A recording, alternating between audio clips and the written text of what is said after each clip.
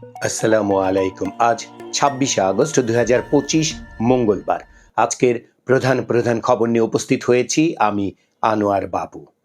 আগামী বছরের ফেব্রুয়ারিতে ত্রয়োদশ জাতীয় সংসদ নির্বাচনের ঘোষণা দিয়েছে অন্তর্বর্তী সরকার। এ নিয়ে সার্বিক প্রস্তুতির কাজ শুরু করেছে নির্বাচন কমিশন। রাজনৈতিক দলগুলোও নির্বাচনকে সামনে রেখে প্রস্তুতি নিচ্ছে। জামাত ইসলামী সহ বেশ কয়েকটি দল এরই মধ্যে দেশব্যাপী সম্ভাব্য প্রার্থীদের পরিচয় করিয়ে দিয়েছে। অন্যদিকে মাঠে সবর বিএনপির মনোনয়ন প্রত্যাশীরাও। সব মিলিয়ে তৃণমূলে বইছে ভোটের হাওয়া। অন্তর্বর্তী সরকারের প্রধান উপদেষ্টা অধ্যাপক ডক্টর মোহাম্মদ ইউনূস বলেছেন, বাংলাদেশ রাজনৈতিক ইতিহাসে এক নতুন পরিবর্তনের জন্য প্রস্তুত। সরকারের প্রত্যক্ষ মদদে ১ বছর আগে ঘটে যাওয়া হত্যাযজ্ঞ এবং ছাত্র জনতার অভ্যুত্থানের পর বর্তমানে দেশ যথেষ্ট স্থিতিশীল এবং নির্বাচনের জন্য প্রস্তুত।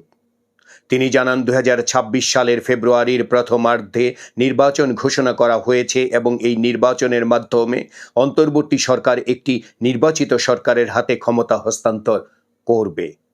প্রধান উপদেষ্টা গতকাল সোমবার কক্সবাজারে রোহিঙ্গা অংশীজন সংলাপের উদ্বোধনী অনুষ্ঠানে এসব কথা বলেন। সুপ্রিম কোর্টের হাইকোর্ট বিভাগের অতিরিক্ত বিচারক হিসেবে ২৫ জনকে নিয়োগ দিয়েছে সরকার। আইন বিচার ও সংসদ বিষয়ক মন্ত্রণালয়ের আইন ও বিচার বিভাগ থেকে গতকাল সোমবার রাতে এ সংক্রান্ত প্রজ্ঞাপন জারি করা হয়েছে। ৯ জন বিচার বিভাগীয় কর্মকর্তা, ৯ জন আইনজীবী ও ৭ জন আইন কর্মকর্তা অতিরিক্ত বিচারক হিসেবে নিয়োগ পেয়েছেন। হাইকোর্টের অতিরিক্ত বিচারক হিসেবে নিয়োগ পাওয়া deputy attorney general Mohammad Lutfar Rahman Jatiya Nagorik party এনসিপির মুখ্য সমন্বয়ক সার্জিস আলমের শ্বশুর। সুপ্রিম কোর্টের আইনজীবী লুৎফর রহমান গণ অভ্যুত্থানের পর ডেপুটি অ্যাটর্নি জেনারেল হিসেবে নিয়োগ পেয়েছিলেন। পুলিশের ঊর্ধ্বতন পদে রদবদলের পাশাপাশি গতকাল সোমবার ৪১ জেলা জজ সহ জেলা আদালতের ২৩০ বিচারককে একযোগে বদলি করা হয়েছে। একই দিনে ৮ জেলা প্রশাসককে বদলি ও রদবদল করা হয়েছে। ঢাকা বিশ্ববিদ্যালয় কেন্দ্রীয় ছাত্র সংসদ অর্থাৎ ডাকসু নির্বাচনের আনুষ্ঠানিক প্রচার আজ মঙ্গলবার থেকে শুরু হচ্ছে।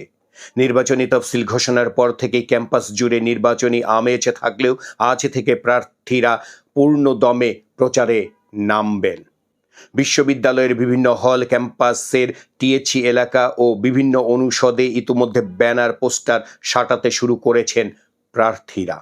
তারা শিক্ষার্থীদের দাবি দাওয়া ও নানা সমস্যা সমাধানের অঙ্গীকার প্রচারণায় তুলে ধরবেন। গাজীপুর মহানগরীর চান্দনা চৌরাস্তা এলাকায় প্রকাশ্যে কুপিয়ে সাংবাদিক আসাদুজ্জামান তুহিন হত্যাকাণ্ডের ঘটনায় তদন্ত শেষে ৮ জনের বিরুদ্ধে অভিযোগপত্র দিয়েছে গাজীপুর মহানগর পুলিশ। গতকাল সোমবার দুপুরে সংবাদ সম্মেলন করে এ তথ্য জানিয়েছে পুলিশ। গত বছরের ছাত্র জনতার অভ্যুত্থানে আওয়ামী লীগ সরকারের পতনের পর দেশের বিভিন্ন থানা ও পুলিশের স্থাপনা থেকে লুট হওয়া অস্ত্র উদ্ধারে এবার পুরস্কারের টাকার পরিমাণ ঘোষণা করা হলো। গতকাল সোমবার সচিবালয়ে আইন শৃঙ্খলা সংক্রান্ত কোর কমিটির বৈঠকে টাকার অঙ্ক চূড়ান্ত করার পর স্বরাষ্ট্র মন্ত্রণালয় তা ঘোষণা করে। বৈঠকের পর দুপুরে স্বরাষ্ট্র উপদেষ্টা লেফটেন্যান্ট জেনারেল অবসরপ্রাপ্ত জাহাঙ্গীর আলম চৌধুরী বলেন, লুণ্ঠিত একটি এলএমজির খোঁজ দিলে ৫ লক্ষ টাকা পুরস্কার দেওয়া হবে। একটি এসএমজির জন্য ১,৫০,০০০ টাকা, একটি চাইনিজ রাইফেলের জন্য ১ লাখ টাকা, একটি পিস্তল ও শর্ট গানের জন্য ৫০,০০০ টাকা পুরস্কার দেওয়া হবে। এছাড়া প্রতিটি গুলির জন্য ৫০০ টাকা পুরস্কার দেওয়া হবে। অস্ত্রের বিষয়ে তথ্যদাতার নাম পরিচয় গোপন রাখা হবে। জাতীয় নির্বাচনের সম্ভাব্য তারিখ ঘোষণার পর থেকেই ভোট নিয়ে মানুষের মাঝে ব্যাপক উৎসাহ তৈরি হয়েছে বলে মন্তব্য করেছেন বিএনপির স্থায়ী কমিটির সদস্য ডক্টর আব্দুল মঈন খান। তিনি বলেন, মানুষ ফেব্রুয়ারিতে ভোট দিতে উন্মুখ হয়ে আছে। রাজধানীর শেরেবাংলা নগরে দলের প্রতিষ্ঠাতা জিয়াউর রহমানের সমাধিতে গতকাল সোমবার শ্রদ্ধা নিবেদন শেষে সাংবাদিকদের কাছে এসব কথা বলেন মঈন খান। নড়াইলের কালিয়া উপজেলা বিএনপির দপ্তর সম্পাদক মাসুদ রানা হত্যা মামলায় ওই উপজেলার পুরুলিয়া ইউনিয়ন আওয়ামী লীগের সাধারণ সম্পাদক মোহাম্মদ কাজল মোল্লা সহ ৬ জনকে যাবজ্জীবন কারাদণ্ড দেওয়া হয়েছে। ১১ আসামিকে বিভিন্ন মেয়াদে কারাদণ্ড এবং অভিযোগ প্রমাণিত না হওয়ায় ২১ জনকে খালাস দেওয়া হয়েছে। বিএনপির চেয়ারপারসনের উপদেষ্টা ফজলুর রহমানকে গ্রেপ্তারের দাবিতে বিক্ষোভ করেছেন একদল মানুষ। গত রবিবার মধ্যরাত থেকে গতকাল সোমবার সন্ধ্যা পর্যন্ত রাজধানীর সেগুনবাগিচায় কনকর্ড টাওয়ারে তার বাসার সামনে অবস্থান করে বিক্ষোভ করেন তারা। বিপ্লবী ছাত্র জনতার ব্যানারে অবস্থান নেওয়ার পর সন্ধ্যা 7টার দিকে সংবাদ সম্মেলনে ফজলুর রহমানকে জাতির কাছে ক্ষমা চাইতে বলেন বিক্ষোভকারীরা। জাতীয় নাগরিক পার্টি অর্থাৎ এনসিপির 8 সদস্যের একটি প্রতিনিধি দল আজ মঙ্গলবার চীন সফরে যাচ্ছে। প্রতিনিধি দলের নেতৃত্ব দেবেন দলটির আহ্বায়ক নাহিদ ইসলাম। 30 আগস্ট তাদের দেশে ফেরার কথা রয়েছে। গাইবান্ধার সুন্দরগঞ্জে তিস্তা নদীর উপর নির্মিত মাওলানা ভাসানী সেতুর সড়ক বাতির তার চুরির পর এবার শতাধিক রিফ্লেক্টর লাইট চুরি হয়েছে। তবে কতগুলো লাইট চুরি হয়েছে তা নির্দিষ্ট করে বলতে পারেনি এলজিইডি কর্তৃপক্ষ। সংসদ নির্বাচন সামনে রেখে বাগেরহাট 4 আসন বহাল, পার্বত্য চট্টগ্রামের 3টি আসন থেকে বাড়িয়ে 8টিতে উন্নীত এবং সাতক্ষীরা, বরগুনা ও পিরোজপুর জেলায় 1টি করে আসন বাড়ানোর দাবি জানিয়েছেন সংশ্লিষ্ট জেলার বাসিন্দারা। গতকাল সোমবার রাজধানীর নির্বাচন ভবনে দ্বিতীয় দিনের শুনানিতে এসব দাবি জানানো হয়। জ্যেষ্ঠ সচিব আক্তার আহমেদের সঞ্চালনায় শুনানিতে প্রধান নির্বাচন কমিশনার এএমএম নাসির উদ্দিন, 4 নির্বাচন কমিশনার ও ইসির ঊর্ধ্বতন কর্মকর্তারা উপস্থিত ছিলেন। বৈষম্য বিরোধী ছাত্র আন্দোলনের সময় রাজধানীর যাত্রাবাড়ি থানা এলাকায় আসাদুল হক বাবু হত্যার ঘটনায় করা হত্যা মামলায় কন্টেন্ট ক্রিয়েটর তৌহিদ আফ্রিদিকে জিজ্ঞাসাবাদের জন্য 5 দিনের রিমান্ডে নেওয়া হয়েছে। গতকাল সোমবারে ঢাকার মেট্রোপলিটন ম্যাজিস্ট্রেট সারা ফারহানা হক এই রিমান্ড মঞ্জুর করেন। তৌহিদ আফ্রিদি বেসরকারি টিভি চ্যানেল মাই টিভির চেয়ারম্যান নাসির উদ্দিন সাথীর ছেলে। নাসির উদ্দিনকেও এই মামলায় গ্রেপ্তারের পর রিমান্ডে নিয়ে জিজ্ঞাসাবাদ শেষে কারাগারে পাঠানো হয়। ডেঙ্গুতে আক্রান্ত হয়ে গত 24 ঘন্টায় আরও 3 জনের মৃত্যু হয়েছে এবং গত 24 ঘন্টায় হাসপাতালে ভর্তি হয়েছে 412 জন। প্রশাসনে ঘাপটি মেরে থাকা ফ্যাসিস্ট সরকারের দোসর ও বিতর্কিত কর্মকর্তাদের নিয়োগ বাতিল চায় বিএনপি। দলটির স্থায়ী কমিটির বৈঠকে এ বিষয়ে অন্তর্বর্তী সরকারকে অবহিত করার সিদ্ধান্ত নেওয়া হয়েছে। দেশের চলমান রাজনৈতিক পরিস্থিতি পর্যালোচনা ও করণীয় নির্ধারণে গতকাল সোমবার রাতে দলের নীতি নির্ধারণী ফোরাম জাতীয় স্থায়ী কমিটির বৈঠক করে বিএনপি।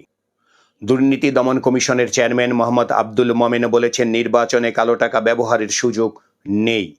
আইনের ফাঁক ফোকর দিয়ে এ ধরনের অপচেষ্টা করলে ব্যবস্থা নেওয়া হবে। কালো টাকা নিয়ন্ত্রণে দুদক সহ সরকারি বিভিন্ন সংস্থা মাঠে তৎপর থাকবে।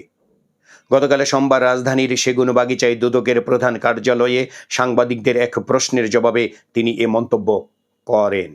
সড়ক দুর্ঘটনার খবর। খুলনার ডুমুরিয়ায় পিকআপ ভ্যানের সঙ্গে ইজি বাইকের সংঘর্ষে 4 জন নিহত হয়েছেন। আরও 4 জেলায় সড়ক দুর্ঘটনায় প্রাণ হারিয়েছেন 4 জন। তাদের মধ্যে নাটোরে পথচারী, ময়মনসিংহের ফুলপুরে শিক্ষক, কুমিল্লার বুড়িচংয়ে মোটরসাইকেল চালক ও চট্টগ্রামের সীতাকুণ্ডে বৃদ্ধ রয়েছেন। সাভারে নির্মাণাধীন ভবনের লিফটের গর্তে জমে থাকা পানিতে পড়ে এক শিশুর মর্মান্তিক মৃত্যু হয়েছে।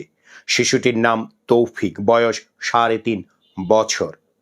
গত শনিবার বিকেলে সাভারের সরণিকা আবাসিক এলাকার আমিনুল ইসলামের নির্মাণাধীন বাড়িতে এ দুর্ঘটনা ঘটে। আন্তর্জাতিক খবরে দেখা যাচ্ছে, সম্প্রতি গাজা যুদ্ধবিরতির ইস্যুতে কাতার ও মিশরের দেওয়া প্রস্তাবে রাজি হয়েছে ফিলিস্তিনের স্বাধীনতাকামী সংগঠন হামাস। কিন্তু হামাসের এমন অবস্থান নিয়ে এখন পর্যন্ত কোনো ইতিবাচক সাড়া দেয়নি ইসরায়েল। এদিকে দেশটির প্রধানমন্ত্রী বেনিয়ামিন নেতানিয়াহু আবার দাবি করেছেন, খুব দ্রুতই গাজা যুদ্ধ সম্পূর্ণ বন্ধ এবং সব জিম্মিকে ফিরিয়ে আনার আলোচনা শুরু করবেন তিনি। ব্যাংকিং সেক্টরের খবরে দেখা যাচ্ছে, মানুষের হাতে নগদ টাকা থাকার পরিমাণ পুনরায় বৃদ্ধি পেয়েছে। গত জুন মাসে হাতে থাকা নগদ টাকার পরিমাণ বেড়ে দাঁড়িয়েছে 2,96,451 কোটি টাকা, যা মে মাসের তুলনায় 2,673 কোটি টাকা বেশি। দীর্ঘ সময় ধরে মূল্যস্ফীতির চাপ এবং বিগত সরকারের দুর্নীতি ও লুটপাটের কারণে ব্যাংক খাতের উপর মানুষের আস্থা কমে যাওয়ায় নগদ অর্থ হাতে রাখার এই প্রবণতা বেড়েছে। বিনোদনের খবর। কেরিয়ারের শুরুতে শাহরুখ খান কেবল টিভি সিরিয়ালেই অভিনয় করতে চেয়েছিলেন, সিনেমায় অভিনয়ের তেমন ইচ্ছা ছিল না তার। তবে শাহরুখের মায়ের স্বপ্ন ছিল ছেলেকে বড় পর্দায় দেখার। মা যখন মৃত্যু শয্যায়, তখন মায়ের স্বপ্ন পূরণের জন্য সিনেমায় অভিনয় করতে উঠে পড়ে লাগেন শাহরুখ। কিন্তু শাহরুখ বলিউডে প্রতিষ্ঠা পাওয়ার আগেই তার মা প্রয়াত হন। এই ছিল আজকের প্রধান খবর। আমাদের এই খবর নিয়ে আপনাদের যদি কোনো মতামত থাকে তাহলে কমেন্ট বক্সে জানাতে পারেন। আর আমাদের এই চ্যানেলটি সাবস্ক্রাইব করে আমাদের সাথেও থাকতে পারেন।